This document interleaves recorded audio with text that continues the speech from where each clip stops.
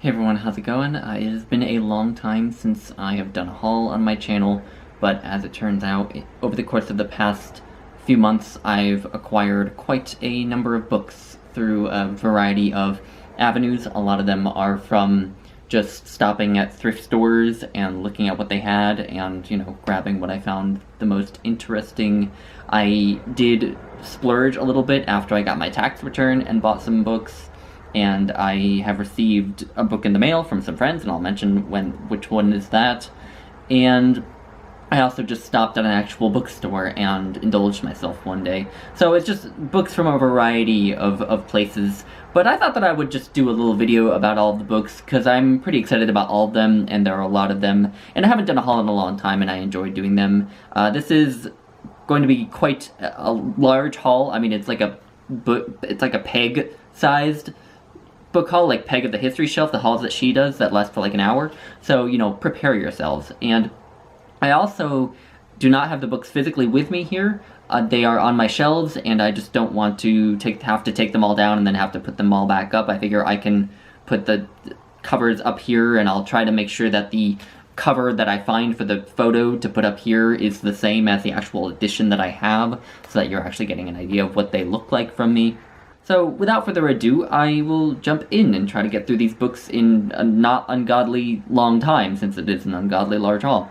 But the first book is Invisible Man by Ralph Ellison, which is one of those classics I have known about for a long time, and Hannah from Hannah's Books actually did a video discussing this book in some depth not too long before. I just happened across it in a bookstore, so it was kind of a serendipitous find. But that's the first one. Second one is a science fiction novel, very much a change in tone, Foundation by Isaac Asimov, which is the first book, I believe, in a series, and it's a series that has always intrigued me. I've known about it for a long time, but I just haven't ever gotten around to reading it, and it takes place in the future, and it's about this guy named Selden, who tries to sort of preserve, science and civilization on a remote planet in the universe, while this intergalactic empire is collapsing, basically, and Selden can see that, a dark age is coming, and he wants to sort of try to preserve as much of civilization as he can, and that story really intrigued me, so I was really excited to find this. And it's only the first novel in the series. I thought that maybe it was the books in a bind-up, but it wasn't. It was just a mass market of the first one, which is good enough. Third is Selections from the Canzone and Other Works by Petrarch in the wonderful Oxford World's Classics series. Petrarch is a poet who has always been a big gap in my reading. He was hugely influential on a lot of English poets in particular, and Italian poets, obviously, but his interest in terms of his influence is primarily due to his influence on English poets, being an English speaker myself. And I found this in a thrift store, so that was great. And the next one is kind of related. It's The Italian Renaissance Reader, edited by Giulia Bondanella and Mark Musa, which has some Petrarch in it. It has some excerpts from the Decameron by Giovanni Boccaccio. It has some of the notebooks of Leonardo da Vinci. It has some of the poems of Michelangelo. It has The Prince by Machiavelli. So kind of a nice mix, a nice primer on the Italian Renaissance, which I have recently gotten more interested in reading about and reading works from, because I've recently gotten very interested in Leonardo da Vinci as a figure, so that was a great find. And then the next four that I have are all Norton editions, Norton critical editions, which is just fantastic. So the first of those is Tennyson's poetry, edited by Robert W. Hill Jr., and it's not all of his poetry, but it's a lot of the best of it, with obviously all the critical apparatus that come in a Norton edition. Second one is John Donne's poetry, edited by A.L. Clements. I've already been making my way through that one. It's great. The footnotes have been very informative. Haven't read any of the critical apparatus, but it's, I think, going to be a really great read. Then the last two are very interesting. Middle English Lyrics, edited by Maxwell Luria and Richard Hoffman. And so these are obviously, lyrics in Middle English, making them around the time of Chaucer, I believe. And so it's a lot of poetry that I feel like a lot of people nowadays don't really read, because it's rather difficult to read if you can't wrap your head around Middle English, which I don't think is as hard as it's often made out to be. But if you can read Chaucer, you can probably read the poems in here, and I have not started to read it yet, but I will. And then the last one is Ben Jonson and the Cavalier Poets, edited by Hugh MacLean, and I don't really know who the Cavalier poets are, actually, but I really actually love Ben Jonson. I think he's highly underrated as a poet. I have only read one of his plays, Volpone, which I liked well enough but didn't love. But as a poet, I love Ben Jonson, so I was excited to find this. And then I am continuing with some more poetry, so I found the Norton Anthology of Modern Poetry, edited by Richard Ellman and Robert O'Clair, and is an older idea of what modern poetry is in this anthology, because the anthology, I think, was published in the 70s or 80s, so, like, it does have some poets from, like, the late 19th century, so it's not what we in the 21st century think of as, like, modern poetry, but that kind of makes it all the more interesting. But again, you know, it has like footnotes, explanatory footnotes, and so on and so forth. So a great find. Actually, I think this is the second anthology of modern poetry that I own. I own another anthology of modern poetry, but that other anthology focuses on American poetry. So this one is more, you know, American and European and so on. So anyway, the other one is 4 Centuries of Great Love Poems, edited by Deborah Starr. And I've only just started to realize that I like love poems. I used to really poo-poo love poems. I used to say that I don't really like them, but I started to enjoy reading them. I haven't made my way through this one yet, but I thought it was an interesting find. And then the last one, well, not the last one, the next one is a memoir, so a very much a change in tone. Misconceptions, Truth, Lies, and the Unexpected on My Journey to Motherhood by Naomi Wolf, which has a pretty self-explanatory title, I think. But yeah, the title definitely intrigued me. And then the next one is a spy novel. This is The Spy Who Came In From the Cold by John le Carré. I have not read any John le Carré, but he is one of those writers who you hear about a lot and who I certainly have heard a lot about and slowly gotten very curious about, because a lot of people say that he's highly entertaining and gripping, but that he writes, you know, beautifully as well. So yeah, he intrigues me. And I got especially interested in reading him after his death. I know that's kind of weird to suddenly get interested in authors when you hear about their death, but I don't know, for some reason that felt like a kick in the butt for me to actually read him, and then I happened to find this one. And this was one of the 2 of his novels that I thought I wanted to start with, because I just want, when it comes to an author like this, I like starting with a book that's like their most famous book. And so there was this one, and then there was Tinker Tailor Soldier Spy, which was the other one I've heard of, but this one was the one that I found, so I'll start with that one. And then The Meditations by Marcus Aurelius, and this is a new edition, a new translation with an introduction and notes by Robin Waterfield, and this is my favorite nonfiction book, and this is a brand new translation in a lovely new edition with lots of critical apparatus, and I think it should be really great to sort of nerd out over this volume, and I was so excited to hear about its publication. Steve Donahue announced it on his channel in one video, and I was so excited that I actually pre-ordered it on Amazon. So next up is What Are We Doing Here by Marilyn Robinson, a collection of her essays, which I will be buddy reading next month with Karen Evans for maybe Midrash. The Cloister Walk by Kathleen Norris, another kind of maybe Midrash themed book, but this one is about Kathleen Norris's experiences in monasteries and nunneries, and that intrigues me. You know, I don't know much about that world, but I also read Kathleen Norris's other book, Dakota, A Spiritual Geography, which also had a little bit about life in a monastery, in particular monasteries in the West, basically, in the sort of plains area in Minnesota, that area. And I really loved the writing in that book, so I grabbed this one when I saw it in a thrift store. Dr. Zhivago by Boris Pasternak. I was sent a really nice paperback by Kelly from Books I'm Not Reading. She read Dr. Zhivago this year. I didn't like it very much, but then she did her review video, and I left a comment on her review video saying that the way she described it, even though she didn't like it, made it sound like it was probably a Lukács book. So she offered to send it, and she did. So I can read Dr. Zhivago now, which is great, because I think I will love it. I do love the movie, directed by David Lean, and yeah, so I'm looking forward to that. And then I have another crop of books that I found at a thrift store. So The Red Badge of Courage by Stephen Crane, obviously a classic Civil War novel, and I have increasingly grown fascinated by the Civil War, so I snagged that up. Educated by Tara Westover, which has become extremely famous. It was extremely hyped a few years ago about a woman raised, as I understand it, in the wilderness, or not the wilderness, but in like the backwaters of Idaho by kind of a crazy dad who kept her like out of out of like typical society, and so she was I think also like in this religious sect, I believe, as well.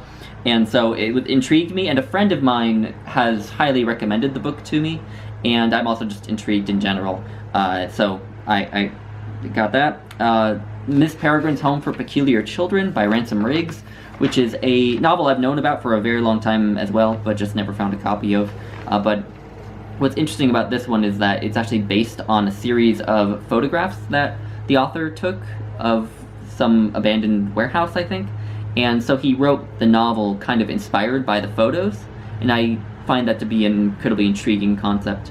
This Boy's Life by Tobias Wolff, a memoir about Tobias Wolff's life with a stepfather, I believe an abusive stepfather. But I was recommended this book by Mary Carr. She, I believe, spoke about this book in some interviews that I listened to by her. And yeah, so I was happy to find it. The Handmaid's Tale by Margaret Atwood, which is obviously sort of a modern classic. I've seen the first season of the television show, and I really, really enjoyed it, and obviously a lot of people have recommended this book endlessly, and it also scratches an itch that The Foundation by Isaac Asimov kind of scratches, which is that I really want to read a lot more science fiction, and this is what I would call science fiction, no matter what Margaret Atwood herself would say. So that was a good find. Dwellings, A Spiritual History of the Living World by Linda Hogan, which is kind of, I guess, an extended essay or series of essays, or kind of maybe a memoir type book. I don't know, it's one of those weird books that defies genre conventions, but it's just kind of about the natural world and Linda Hogan's perceptions of the natural world.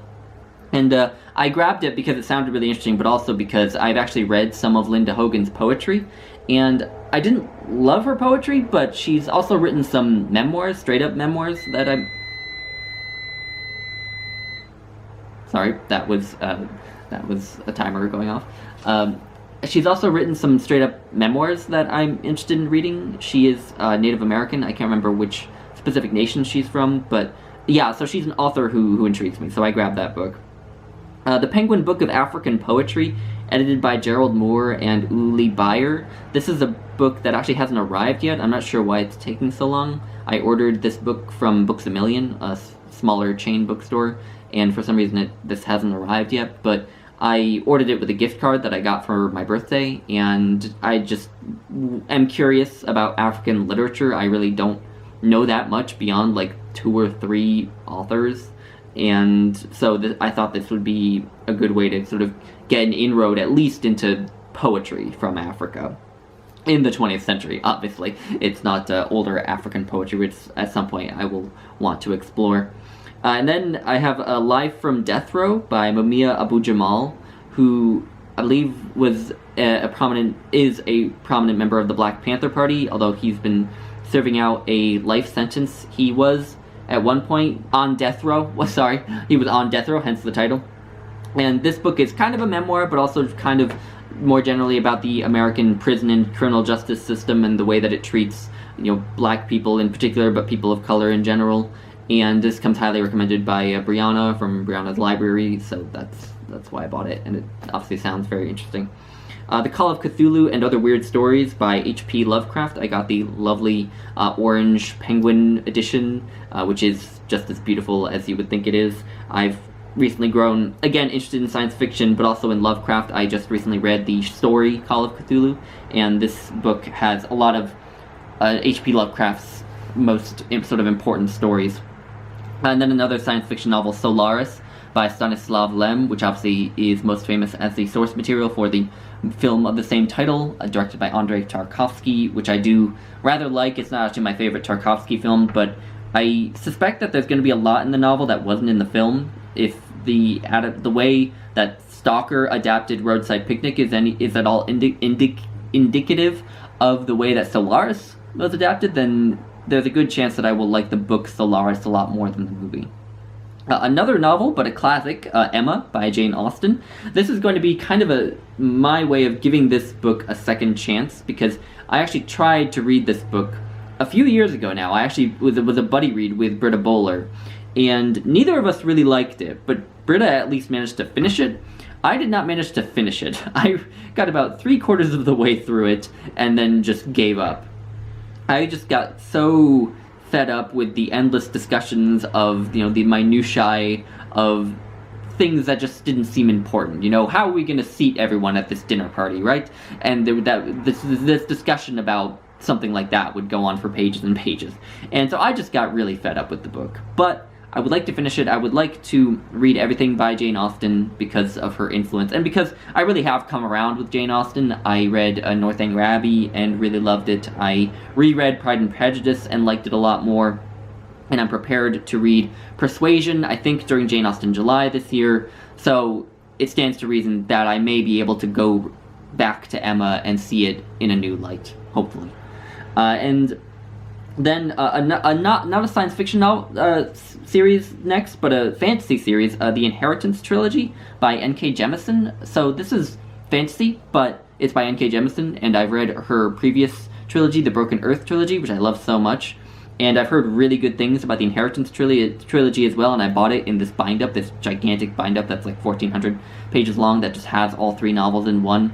And yeah, I'm really excited to read more N.K. Jemisin. And then I end out with a bunch of non-fiction here. First off is The Rest is Noise, Listening to the 20th Century by Alex Ross, which is all about 20th century music, which is my favorite era in music, both in classical and in jazz, and in, obviously, that was the rise of like rock and roll and blues and so on, and just the pop music that I'm sort of familiar with. So I think this will be great, and Alex Ross is a great writer. Herman Melville by Elizabeth Hardwick, which I got while I was reading Moby Dick, while I was doing my reread of Moby Dick, and I've heard that this is like one of the greatest biographies of Herman Melville, even though it's so short. So I grabbed it, and Elizabeth Hardwick is also supposed to be a great author in her own right, so it'll be maybe a nice way into her work. Summer of Deliverance by Christopher Dickey. This is a memoir of Christopher Dickey's relationship with his father, James Dickey, who is a great American poet, some of whose poems are included in the Norton Anthology of Modern Poetry that I hauled.